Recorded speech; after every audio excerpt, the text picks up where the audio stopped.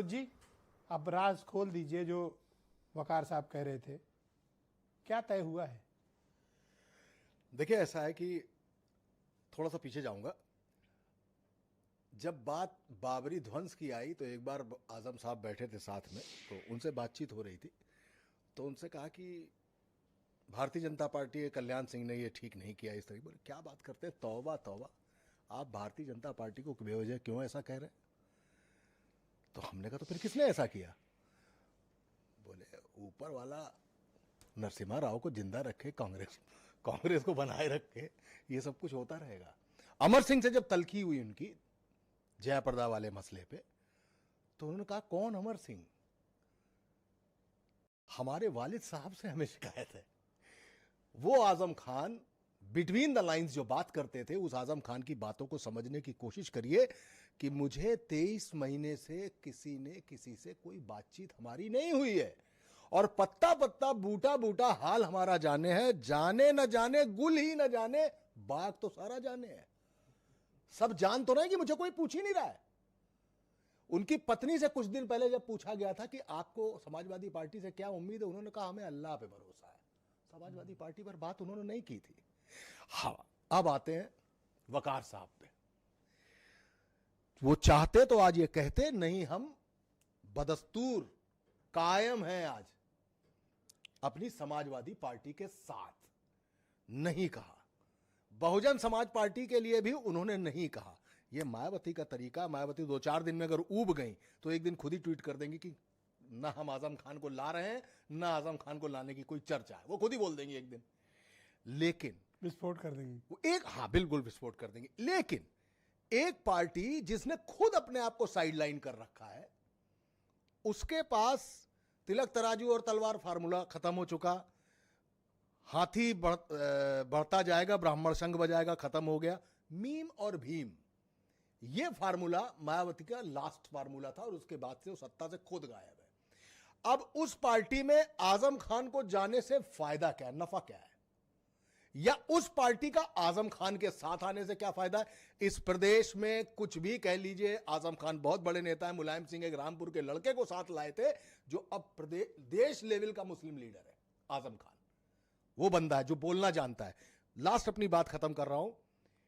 उस आजम खान का कोई नफा न बहुजन समाज पार्टी से होगा, न बहुजन समाज पार्टी का कोई नफा होगा, क्योंकि आज भी मुलायम सिंह के नाम पर मुसलमान अगर किसी तरफ डाइवर्ट होगा, एक सेक्ट को छोड़कर अखिलेश यादव की तरफ जाएगा।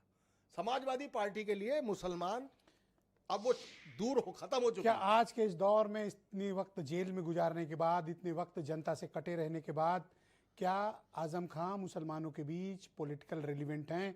वो भी तब जब उनका धुर विरोधी रामपुर से समाजवादी पार्टी का सांसद हो। हाँ बिल्कुल, आप आजम खान की रेलिवेंसी को कभी किनारे नहीं कर सकते। और आज तो 23 महीने के बाद उनके संग सिंपैथी है। आजम खान कड़वा बोलते थे, आजम खान तीखा बोलते थे, धारदार बोलते थे, कब किसको क्या बोलते हैं और कब किसकी गर्दन उतर जाए पता नहीं चलता। लेकिन आजम खान की बातें जिनको समझ में आती हैं, आज उनके साथ एक मर्म है कि हमारे आजम साहब के साथ ये हुआ।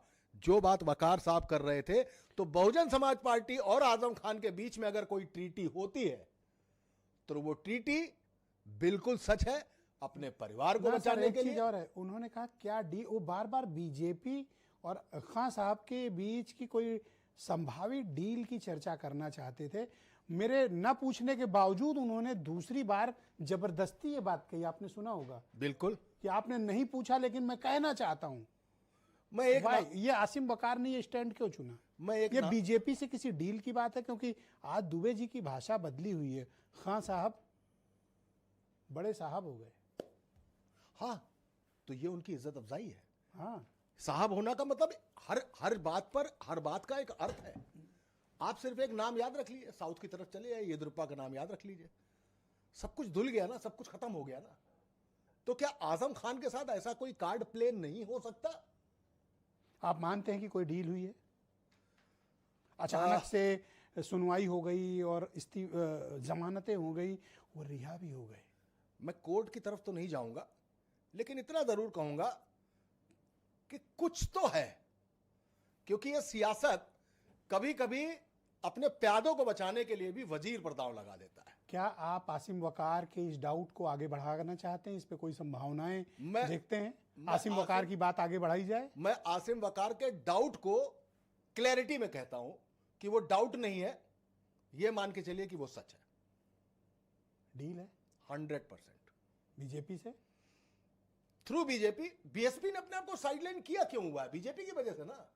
ब्रेकिंग न्यूज बीएसपी की वजह। इसीलिए मैंने कहा कि आज सीट की पेटी बांधो। 100% देयर इज अ डील।